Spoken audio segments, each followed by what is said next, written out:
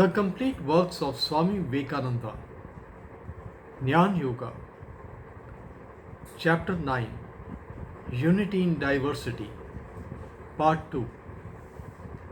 This is a world of good and evil. Wherever there is good, evil follows. But beyond and behind all these manifestations, all these contradictions, the Vedanta finds out that unity. It says, give up what is evil and give up what is good. What remains then? Behind good and evil stands something which is yours, the real you, behind every evil and beyond every good too. And it is that which is manifesting itself as good and bad. Know that first, and then alone will you be a true optimist, and not before. For then you will be able to control everything, control these manifestations, and you will be at liberty to manifest the real you. First, be master of yourself. Stand up and be free. Go beyond the pale of these laws, for these laws do not absolutely govern you. They are only a part of your being. First, find out that you are not the slave of nature, never were and never will be. That this nature, infinite as you think, is only finite. A drop in the ocean, and your soul the ocean. You are beyond the stars and the sun. They are mere bubbles compared with your infinite being. Know that, and you will control both good and evil. Then alone will the whole vision change, and you will stand up and say, how beautiful is good and how wonderful is evil. That is what the Vedanta teaches.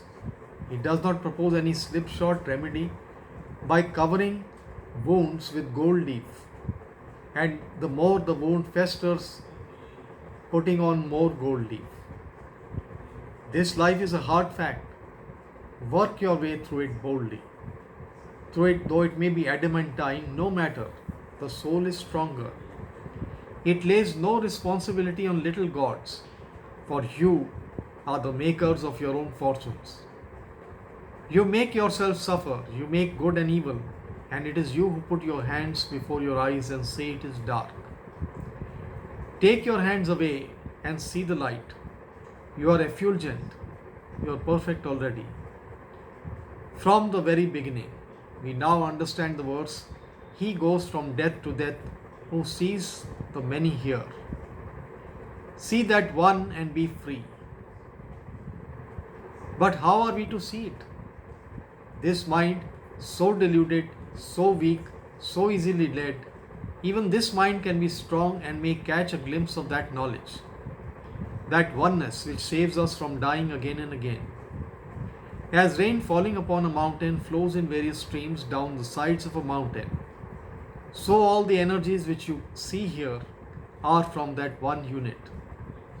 It has become manifold falling upon Maya. Do not run after the manifold.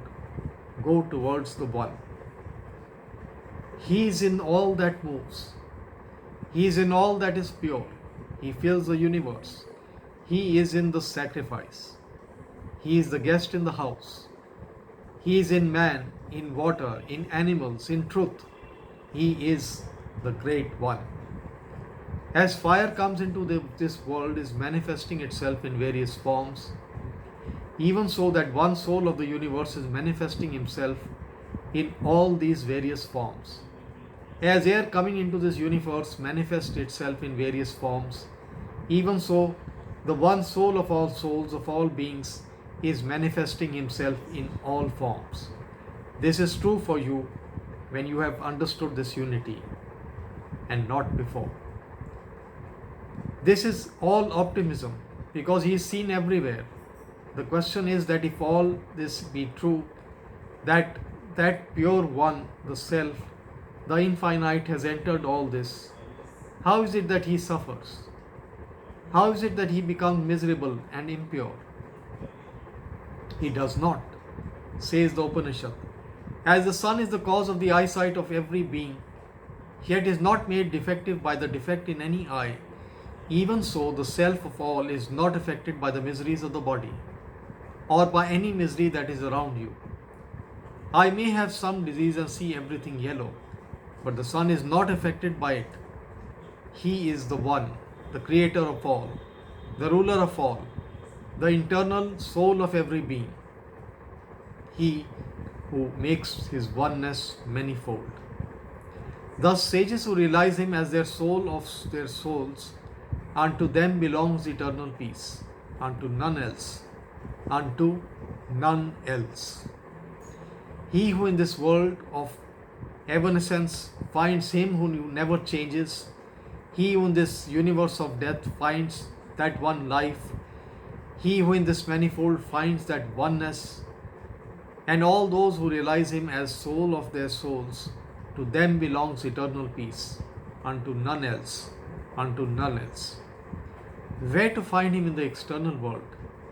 Where to find him in the suns and moons and stars? There the suns cannot illumine, nor the moon nor the stars. The flash of lightning cannot illumine the place. What to speak of this mortal fire? He, shining, everything else shines. It is his light that they have borrowed, and he is shining through them. He is another beautiful smile. Those of you who have in India and have seen how the banyan tree comes from one root and spreads itself far beyond will understand this. He is that banyan tree. He is the root of all and has branched out until he becomes this universe. And however far he extends, every one of these trunks and branches is connected. Various heavens are spoken of in the Brahmana portions of the Vedas. But the philosophical teaching of the Upanishad gives up the idea of going to heaven. Happiness is not in this heaven or in that heaven. It is in the soul. Places do not signify anything. Here is another passage which shows the different states of realization. In the heaven of the forefathers, as a man sees things in a dream, so the real truth is seen. As in dreams we see things are hazy and not so distinct, so we see the reality there. There is another heaven called the Gandharva, in which it is still less clear. As a man sees his own reflection in the water, so is the reality seen there. The highest heaven of which the Hindus conceive is called the Brahmalok, and in this the truth is seen much more clearly. Like light and shade, but not yet quite distinctly. But as a man sees his own face in a mirror, perfect, distinct and clear, so is the truth shining in the soul of man. The highest heaven therefore is in our own souls. The greatest temple of worship is the human soul, greater than all heavens, says the Vedanta. For in no heaven anywhere can we understand the reality as distinctly and clearly as in this life. In our own soul, changing places does not help one much. I thought while I was in India that the cave would give me clearer vision. I found it was not so. Then I thought the forest would do so. Then Varanasi. But the same difficulty existed everywhere, because we make our own worlds. If I am evil, the whole world is evil to me. That is what the Upanishad says. And the same thing applies to all worlds. If I die and go to heaven, I should find the same, for until I am pure, it is no use going to caves, or forests, or to Varanasi, or to heaven. And if I have polished my mirror, it does not matter where I live. I get the reality just as it is. So it is useless running hither and thither and spending energy in vain, which should be spent only in polishing the mirror. The same idea is expressed again. None sees him. None sees his form with eyes. It is the mind, it is the pure mind that he is seen, and this immortality is gained. Those who were at the last summer lectures on Raj Yoga will be interested to know that what was taught then was a different kind of yoga. The yoga which we are now considering consists chiefly in controlling the senses. When the senses are held as slaves by the human soul, when they can no longer disturb the mind, then the yogi has reached the goal. When all vain desires of the heart have been given up, then this very mortal becomes immortal. Then he becomes one with God even here. When all the knots of the heart are cut asunder, then the mortal becomes immortal and he enjoys Brahman here on this earth, nowhere else. A few words ought to be said here. You will generally hear that this Vedanta, this philosophy, and other Eastern systems look only to something beyond, letting go the enjoyments and struggle of this life. This idea is entirely wrong. It is only ignorant people who do not know anything of Eastern thought and never had brain enough to understand anything of its real teaching that tell you so. On the contrary, we read in our scriptures that our philosophers do not want to go to other worlds, but depreciate themselves as places where the people weep and laugh for a little while, only then and then die. As long as we are weak, we shall have to go through these experiences. And whatever is true is here, and that is the human soul. And this is also insisted upon that by committing suicide we cannot escape the inevitable. We cannot evade it. But the right path is hard to find. The Hindu is just as practical as the Western, only we differ in our views of life. The one says, build a good house, let us have good clothes and food, intellectual culture and so on, for this is the whole of life. And in that he is immensely practical. But the Hindu says true knowledge of the world means knowledge of the soul, metaphysics, and he wants to enjoy that life.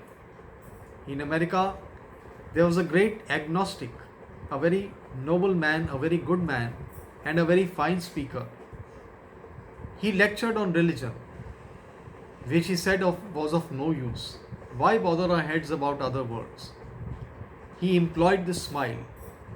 We have an orange here, and we all want to squeeze all the juice out of it. I met him once and said, I agree with you entirely. I have some fruit, and I too want to squeeze out the juice. Our difference lies in the choice of the fruit. You want an orange, and I prefer a mango. You think it is enough to live here and eat and drink and have a little scientific knowledge, but you have no right to say that it will suit all tastes. Such a conception is nothing to me. If I had only to learn how an apple falls to the ground or how an electric current shakes my nerves, I would commit suicide.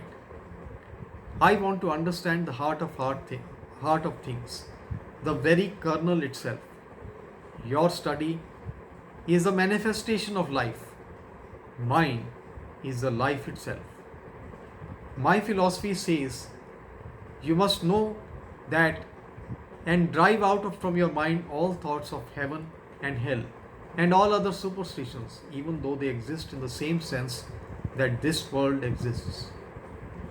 I must know the heart of this life, its very essence, what it is, not only how it works and what are its manifestations. I want the why of everything. I leave the how to children. As one of your countrymen said, while I am smoking a cigarette, if I were to write a book, it would be the science of the cigarette. It is good and great to be scientific. God bless them in their search. But when a man says that it is all, he is talking foolishly, not caring to know the raison d'etre of life, never studying existence itself. I may argue that all your knowledge is nonsense, without a basis.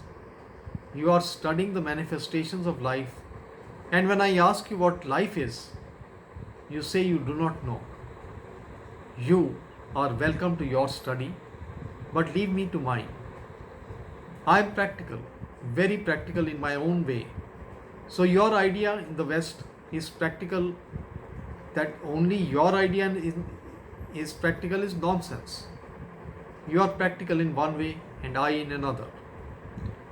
There are different types of men and minds. If in the East a man is told that he will find out the truth by standing on one leg all of his life, he will pursue that method. If in the West men hear that there is a gold mine somewhere in an uncivilized country, thousands will face the dangers there in the hope of getting the gold, and perhaps only one succeeds. The same men have heard that they have souls but are content to leave the care of them to the church. The first man will not go near the savages. He says it may be dangerous. But if we tell him that on the top of a high mountain lives a wonderful sage who can give him all the knowledge of the soul, he tries to climb up to him, even if he be killed in the attempt. Both types of men are practical, but the mistake lies in regarding this world as the whole of life. Yours is the vanishing point of enjoyment of the senses. There is nothing permanent in it. It only brings more and more misery, while mine brings eternal peace. I do not say that your view is wrong. You are welcome to it. Great good and blessing come out of it, but do not therefore condemn my view. Mine also is practical in its own way. Let us all work on our own plans. Wish to God that all of us were equally practical on both sides. I have seen some scientists who were equally practical, both as scientists and as spiritual men. And it is my great hope that in the course of time, the whole of humanity will be efficient in the same manner. When a kettle of water is coming to a boil, if you watch the phenomena, you will first find one bubble rising, then another, and another, until at last they all join and a tremendous commotion takes place. This world is very similar. Every individual is like a bubble, and the nations resemble many bubbles. Gradually these nations are joining, and I am sure the day will come when separation will vanish and that oneness to which we are all going will become manifest.